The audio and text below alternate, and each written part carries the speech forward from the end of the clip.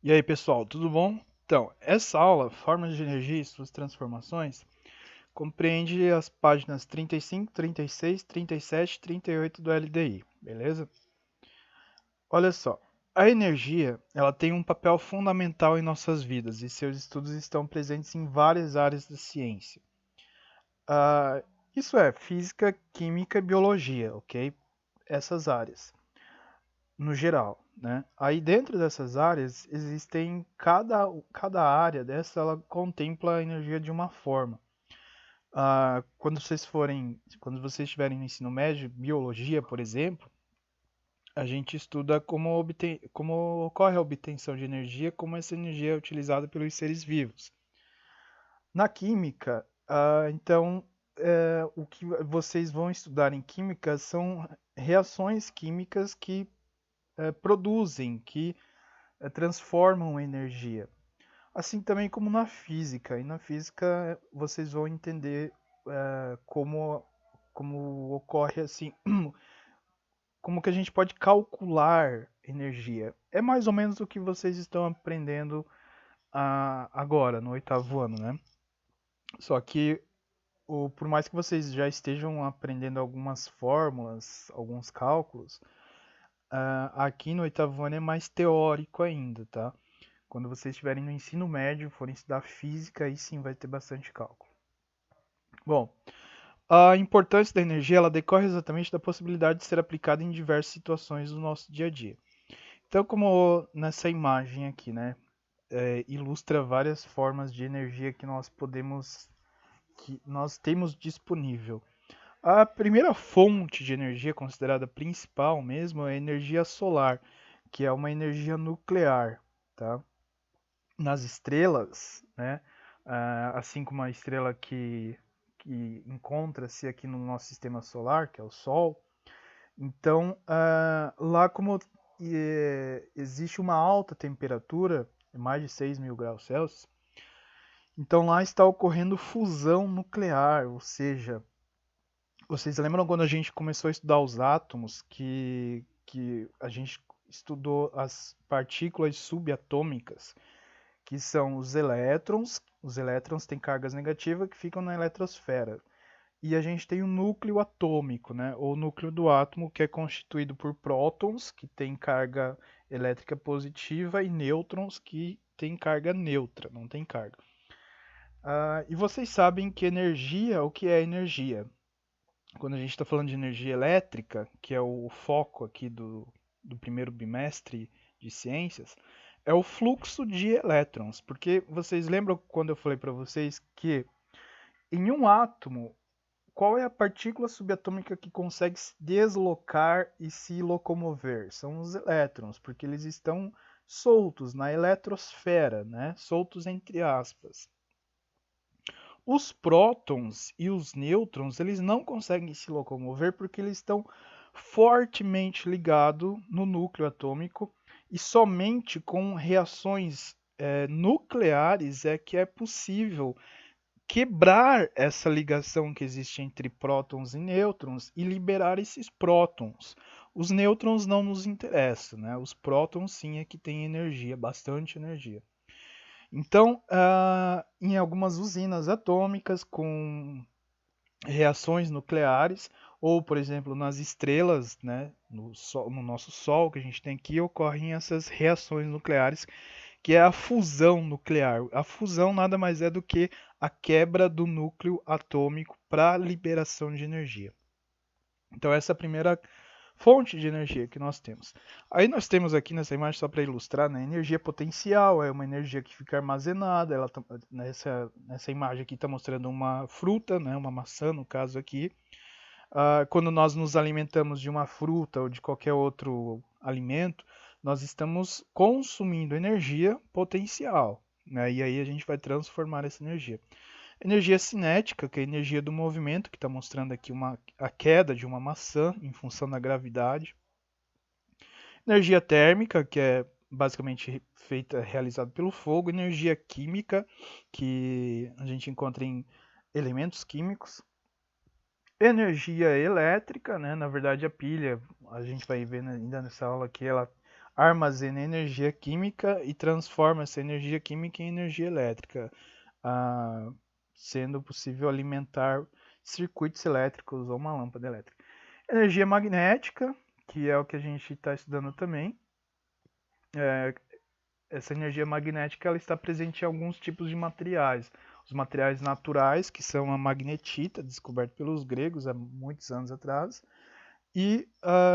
mas como a gente viu também é possível criar essa energia ou criar não, transformar, né, a energia elétrica em energia magnética. Ou toda energia elétrica possui um campo magnético ao seu redor. Bom, ao utilizarmos uma pilha, por exemplo, estamos recorrendo ao uso da energia química, aquilo que eu falei para vocês. Então, ó, o interior de uma pilha, quando não está em uso, existe energia química armazenada aqui.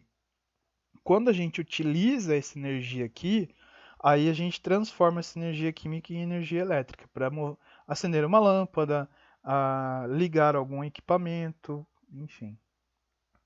Então, ó, ao utilizarmos uma pilha, estamos recorrendo ao uso de energia química.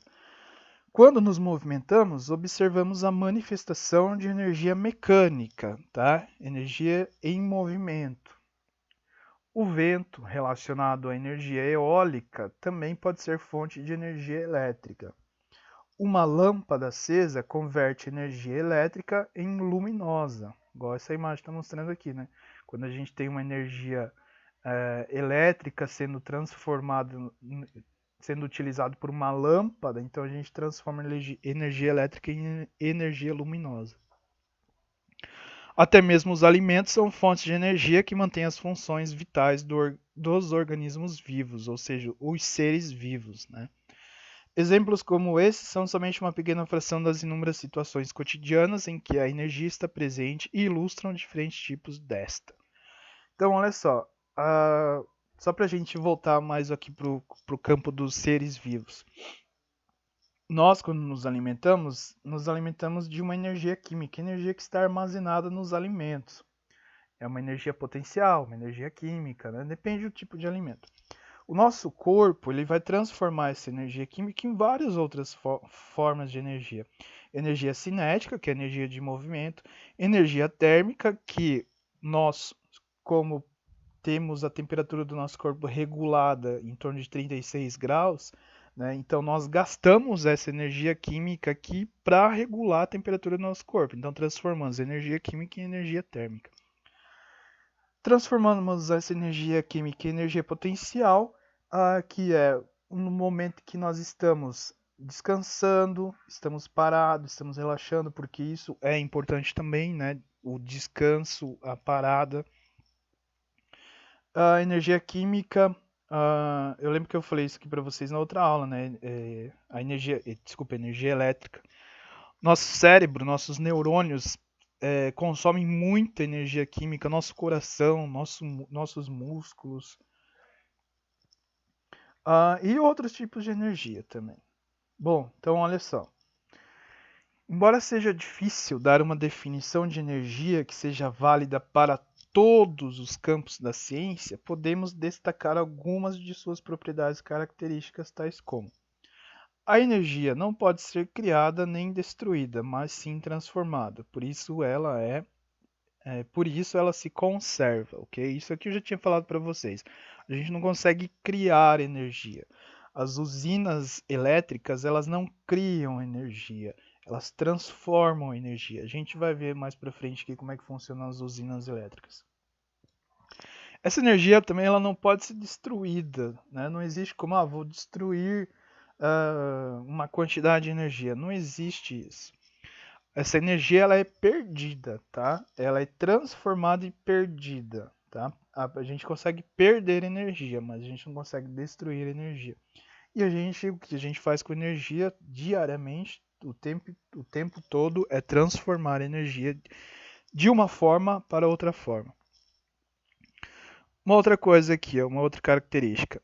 Ela pode ser transformada em diferentes tipos ou transferida entre diversos corpos. Bom, isso é o que a gente acabou de ver aqui atrás, isso aqui, né?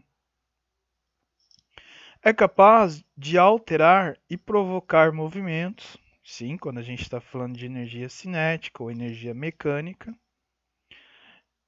pode ser acumulada ou armazenada de diversas formas, como se fosse uma energia elétrica, uma energia mecânica, uma energia química, entre outros.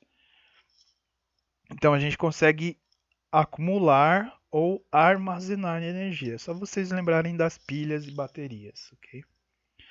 Em síntese, a energia recebe denominações dependendo de como ela se manifesta, ou seja, de eh, como que a gente usa ela. Então, por exemplo, térmica, né? A energia térmica está associada ao calor. Quando nós estamos, por exemplo, acendemos a boca do fogão para cozinhar um alimento, nós estamos transformando uma energia química, porque o gás de cozinha é uma substância química que, quando entra em combustão, é então transformada em energia térmica. Nós estamos produzindo calor para cozinhar o alimento. Energia elétrica, ó, ligada ao movimento de cargas elétricas, né? É o que permite vocês estarem com o computador ou o celular ligado para assistir essa aula, por exemplo. Energia química, referente às reações químicas. Essa parte de reação química vocês vão aprender um pouco mais em química. Não sei se é agora no 8º ano ou no 9º ano, mas o nosso corpo o tempo inteiro acontecem reações químicas e essas reações químicas elas precisam de energia para serem realizadas, ok?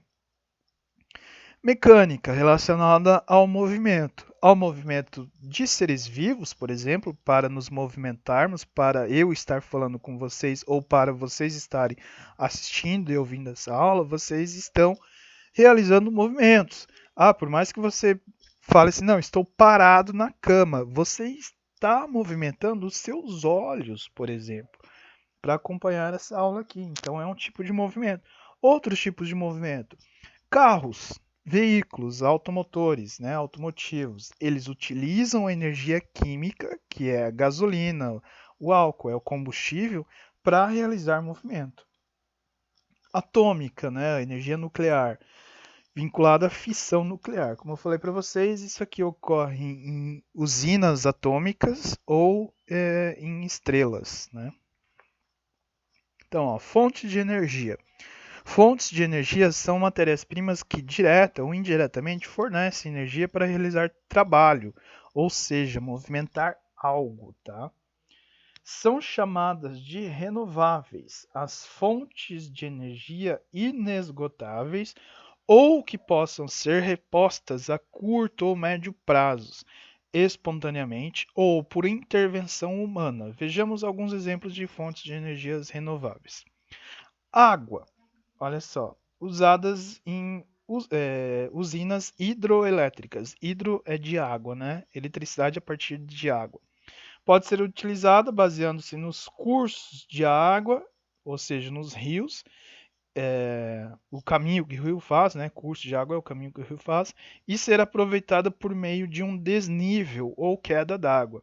Então, aonde existe um desnível ou queda d'água, é possível, a partir de estudos de engenharia, realizar a construção de barragens para daí represar essa água, ficar com energia cinética não, desculpa, energia potencial, que é a energia armazenada, e aí a partir do movimento dessa água, da canalização dessa água aqui, a gente tem energia cinética e energia mecânica movimentando turbinas, geradores. Ventos. Tem sido aproveitada desde a antiguidade para navegação ou para o funcionamento de moinhos. Então, lá muitos anos atrás, 500, 1000, 2000 anos atrás, as pessoas utilizavam o vento para navegação, né? Eram os barcos à vela, as caravelas, as grandes embarcações movidas ao vento. É uma forma de obtenção de energia. Você está utilizando a energia do vento, né, para movimentar o seu barco, a sua caravela, a sua grande embarcação. Ou o moinho de vento. Né? Na Holanda ainda existem muitos moinhos de vento. É uma coisa cultural lá daquela região. Então, esse moinho de vento, quando o vento bate ali naquelas hélices, ele vai movimentar uma estrutura para moer grãos, tá? Essas imagens aqui que nós estamos vendo aqui são instrumentos tecnológicos, onde quando o vento bate nessas hélices aqui, ele movimenta essa estrutura para movimentar um gerador elétrico aqui e transformar a energia do vento, que é chamada energia eólica, em energia elétrica. Radiação solar, depois de captada, pode ser transformada em energia elétrica ou térmica, tá? Para transformar em energia elétrica é um processo tecnológico muito mais caro. Para transformar em energia térmica, são os aquecedores solares, que existem bastante aqui no interior de Santa Catarina, em cidades onde faz mais frio, tá? Na região serrana aqui de Santa Catarina, por exemplo. Mas olha só, todas essas aqui são fontes de energias renováveis, tá? Que elas, bom, a água pode ser que a água doce acabe, né? Mas a água salgada é difícil de acabar. É, e sei lá, pode ser que daqui a alguns milhões de anos, onde não existir mais ser humano, a água também acabe.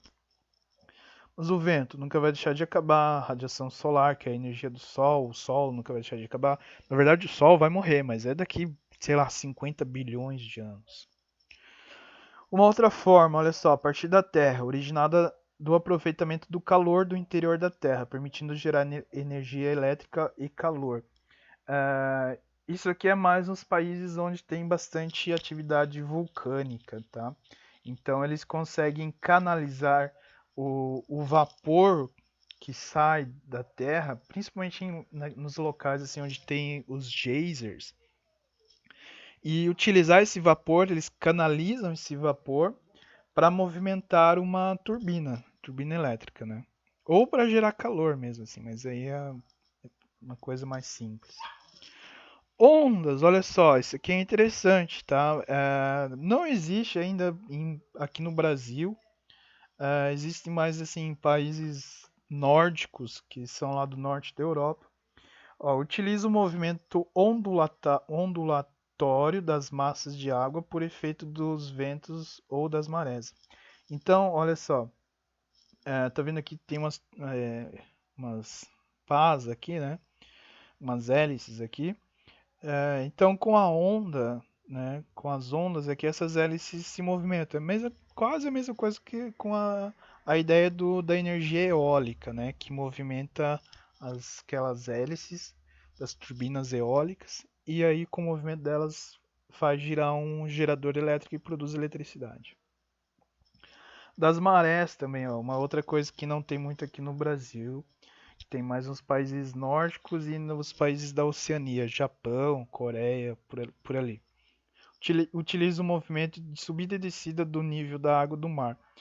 Então ele tem essas estruturas aqui, ó, que ficam no mar, né? E aí, conforme o aumento ou a descida do nível do mar, essas estruturas aqui se movimentam, movimentando também uma turbina elétrica, um gerador elétrico para gerar energia. Biomassa, talvez seja a primeira vez que vocês ouçam essa palavra aqui, mas ela é bastante comum. É a massa biológica, é a massa de seres vivos vegetais, por exemplo. O que é o álcool? O álcool combustível, né, que a gente tem aqui no Brasil, que a gente usa bastante aqui no Brasil. Ele é um combustível originado a partir da biomassa. Por quê? Da onde que ele é obtido? De cana de açúcar, né? Então, no estado de São Paulo, Paraná, tem bastante plantação de cana de açúcar. A mesma cana de açúcar que a gente utiliza para a produção de açúcar, né? O açúcar em pó refinado, assim, que a gente usa para fazer bolo, enfim. Existem também, então essa cana de açúcar ela é utilizada tanto para fazer açúcar quanto para fazer álcool combustível, tá? Então isso é biomassa. Quando a gente fala biomassa, é a massa biológica de seres vivos, principalmente vegetais, tá? Pode ser de animais, mas principalmente vegetais. Trata-se do aproveitamento energético da floresta e seus resíduos, não só a floresta, né? Olha só, como eu acabei de falar, no Brasil o álcool combustível é produzido a partir da cana de açúcar. Na Europa, eles produzem álcool combustível a partir de beterraba, que tem um alto valor de glicose, tá? Eles também produzem açúcar de beterraba. Nos Estados Unidos, eles produzem álcool combustível a partir do milho, ok? Bom, para por aí, né? Eles não produzem açúcar a partir do milho, mas eles conseguem produzir álcool a partir do milho. Então, isso tudo é biomassa, tá? Bem como os da agropecuária, da indústria alimentar ou resultantes do tratamento de resíduos domésticos e industriais. Ó, como os da agropecuária, é, cocô de porco, por exemplo. Não estou brincando não, é verdade. Existem processos onde é possível coletar esse cocô de porco e colocar ele em equipamentos para a produção de biogás. É um gás metano CH4, é a fórmula química dele, que é altamente combustível, ele queima muito, então é utilizado na indústria, tá? É só um exemplo, mas pode ser cocô de boi, cocô de cavalo, cocô de galinha. Tudo isso vai produzir esse biogás, que é um combustível, né? Bom, dando continuidade aqui, ó, fontes de energia que se encontram na natureza em quantidades. Só para voltar aqui, ó, então isso aqui é tudo fonte de energia renovável: água, vento, radiação solar, da Terra, que também é chamada de geotérmica, das ondas, das marés e da biomassa, tudo fontes de energias renováveis. Ah, professor, mas e se eu destruir a floresta, né? Aí como é que eu vou renovar essa fonte de energia aqui? Bom, destruir a floresta não é uma coisa legal, né? Como a gente está vendo na Amazônia aí, o governo Bolsonaro está destruindo a Amazônia, Pantanal, para a criação de gado, e isso não é bom para as gerações futuras. Infelizmente, a gente já destruiu muita floresta, Mata Atlântica mesmo aqui. A gente tem menos de 10% do que era originalmente a Mata Atlântica há 500 anos atrás. Mas olha o que acontece. Existem plantações de pinos e eucaliptos, que essas são as principais biomassas para a produção de energia, papel, entre outras matérias-primas que nós utilizamos. Ela é renovável porque assim, então o produtor ele tem muitos hectares de plantação de pinos e eucalipto e aí ele planta, né? Nesse ano eu vou plantar 10 hectares de pinos. No outro ano, mais 10 hectares de pinos. No outro ano, mais 10 hectares de eucalipto. No outro ano, mais 10 hectares de eucalipto. E aí, então, é assim, em um ano ele vai colher aquele hectare que plantou há 5, 6 anos atrás, aí no próximo ano aquele outro hectare, e ele sempre vai plantando novamente. Então, como é um ser vivo, ele vai crescer, nascer e vai.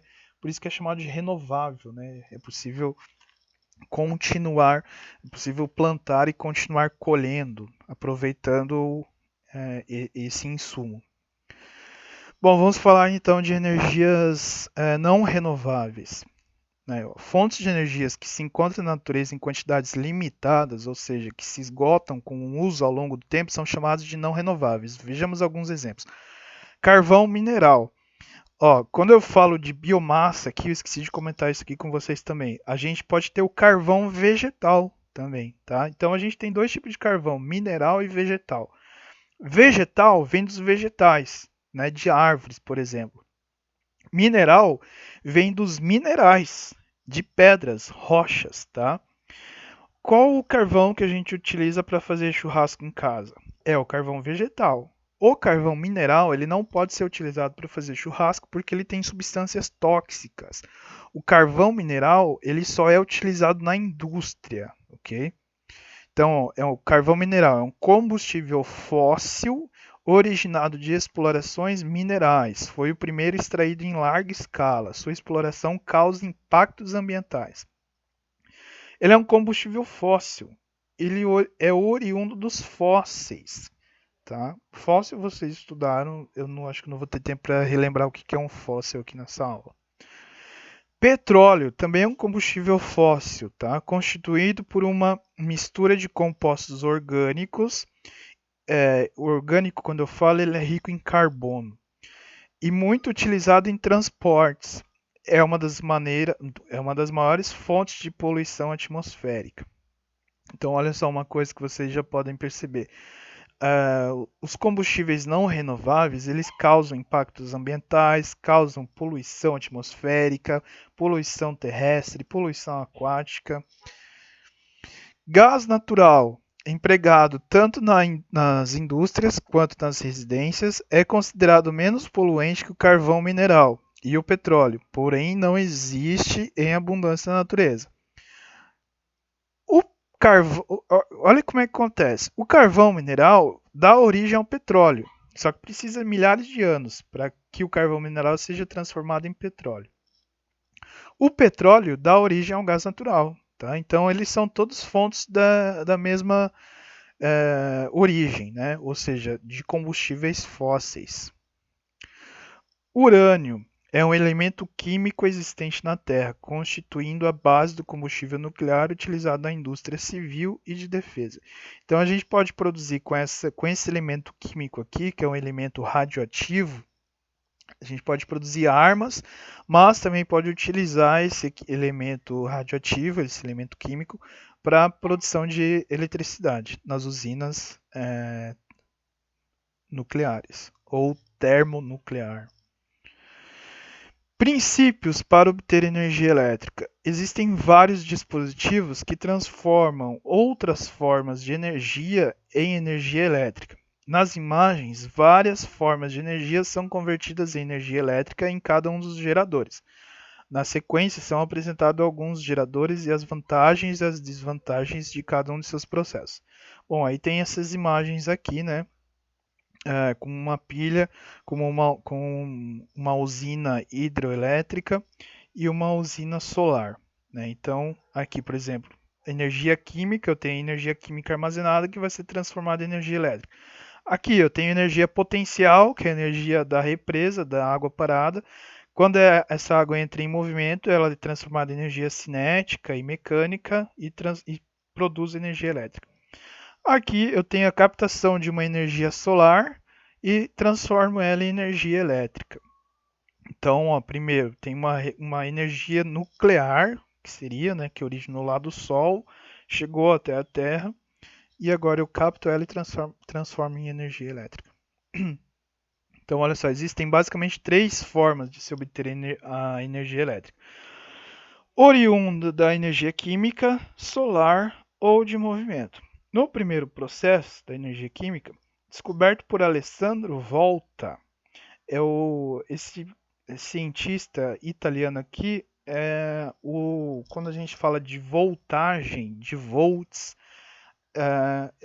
em relação. O nome volt ou voltagem foi em homenagem a esse cientista aqui, o Alessandro Volta, que trabalhou muito e descobriu muita coisa sobre energia e eletricidade. Então, no primeiro processo, descoberto pelo italiano Alessandro Volta, é utilizada uma reação química para liberar elétrons de um metal e produzir uma tensão elétrica. Olha o que o cara fez, tá? Ele liberou elétrons de um pedaço de metal, tá? Porque liberar elétrons, vocês sabem que os elétrons eles conseguem se locomover, né? Eles conseguem se deslocar dos átomos. Mas como que ele conseguiu fazer elétrons saírem de um objeto metálico, né? A gente vai ver isso. E produzir ainda uma tensão elétrica, ou seja, uma corrente elétrica. Nas pilhas secas, as pilhas que a gente tem em casa, tá? O polo positivo, como mostrado na imagem, deixa eu mostrar a imagem aqui para vocês. Ó, o polo positivo, que é sempre essa estrutura que tem essa barrinha aqui, apresenta tensão elétrica superior ao polo negativo. Isso é aquela diferença de potencial. Se vocês não lembram da diferença de potencial, dei uma reestudada naquela aula de tensão elétrica, tá? O polo positivo é composto basicamente de uma haste de carbono, que é carvão, tá? Tem muito carbono. E o negativo é formado por uma lâmina de zinco. Essa imagem aqui, ela não é muito esclarecedora. Eu trouxe uma outra imagem. Deixa eu ver. Ah, não trouxe. Não, porque assim, não se preocupem muito agora com isso, né? Porque vocês vão estudar isso melhor ainda no ensino médio. Mas o que acontece? Então eu tenho um metal aqui, né? Tipo, ó, eu tenho metais aqui, eu tenho carbono, e aí, né, existem reações químicas que acontecem aqui que liberam elétrons, tá? Só que olha só, por eu ter papel, por eu ter materiais isolantes aqui no meio da pilha, esses elétrons eles não vão se encontrar aqui dentro da pilha.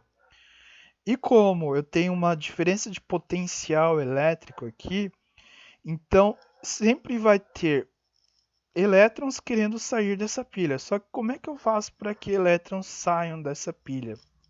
Eu preciso de um circuito elétrico. Eu preciso de cabos condutores, né, de condutores de eletricidade, tá? Então, ó, nessa imagem que eu achei na internet aqui é até interessante porque elétrons são negativos, né?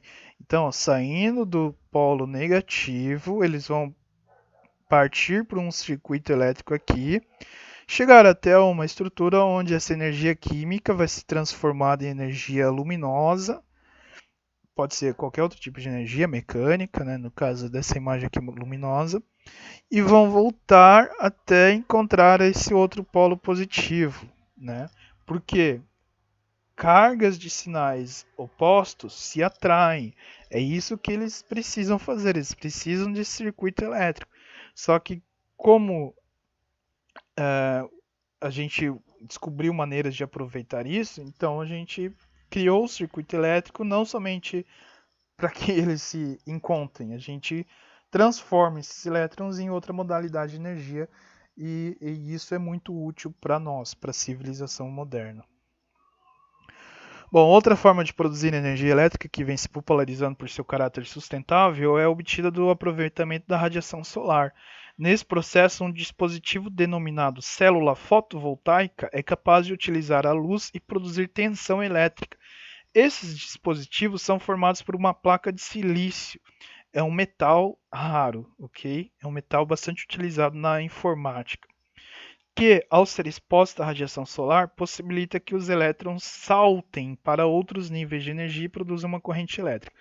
Também não é objetivo da aula vocês conhecerem como é que ocorre esse processo. Eu só trouxe uma imagem aqui para vocês terem essa primeira visualização. Né? Então, olha só, eu tenho uma célula fotovoltaica, né, que vai produzir eletricidade, porque eu posso ter essas placas solares aqui somente para aquecer a água. Né? Então, eu posso ter água correndo aqui por essas placas solares e a energia do sol vai aquecer essa água. Isso é muito mais simples. Mas essas células fotovoltaicas aqui que produzem eletricidade a partir do sol, elas são super tecnológicas. Elas precisam desse metal aqui, ó, silício, que é um metal caro e raro de se encontrar. Então aqui eu tenho um zoom aqui de uma placa solar, né? O que acontece? Olha só. Então existe uma separação, existe um material isolante separando placas que têm cargas de sinais negativos e cargas de sinais positivos. O que acontece é que quando a luz solar bate aqui, ela estimula que esses elétrons, ó, eles passem, eles vão ao encontro da carga positiva, movimentando. Quando eu movimento esses elétrons aqui, né, que são os negativos, em busca dos prótons aqui, ó, quando eu faço essa movimentação, se eu coloco um fio condutor de eletricidade, então eu gero energia e eu consigo obter esses elétrons aqui, transformar essa energia, né, solar em energia elétrica. Então é mais ou menos assim que eu produzo energia elétrica a partir da energia solar, tá? São em células fotovoltaicas. E aí no final do livro, no final aqui tem uma curiosidade, mas eu acho que a aula já está muito longa. Eu queria falar isso aqui com vocês um pouco mais de tempo, mas isso também não é muito trabalhado no livro, então falar rapidamente aqui. Ó. Fotossíntese. A fotossíntese é um processo físico-químico no qual a energia luminosa é convertida em energia química em seres que têm clorofila. Sétimo ano vocês estudaram que era clorofila, né? A reação química da fotossíntese é representada por o que eu preciso para fazer a fotossíntese? O que a planta precisa para fazer a fotossíntese?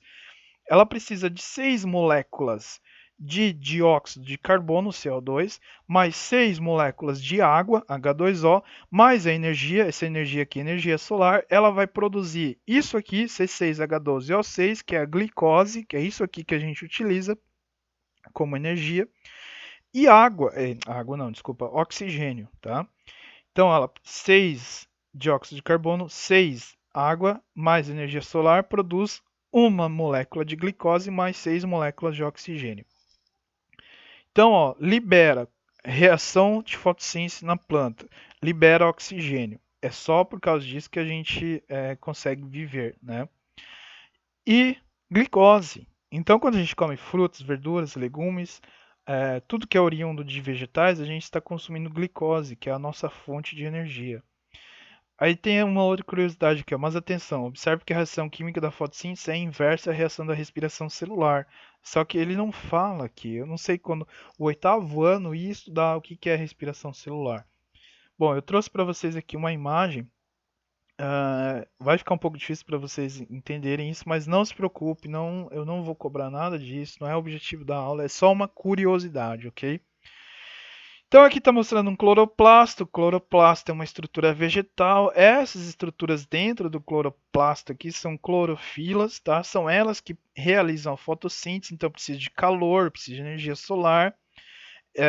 Eu preciso aqui, ó, de CO2, né? O gás aqui. Eu preciso do CO2. Eu preciso aqui, ó, de água também, né? Ó, CO2 e água. Eu preciso de calor. A planta ela vai utilizar água, CO2, calor ou energia solar e produzir glicose e oxigênio.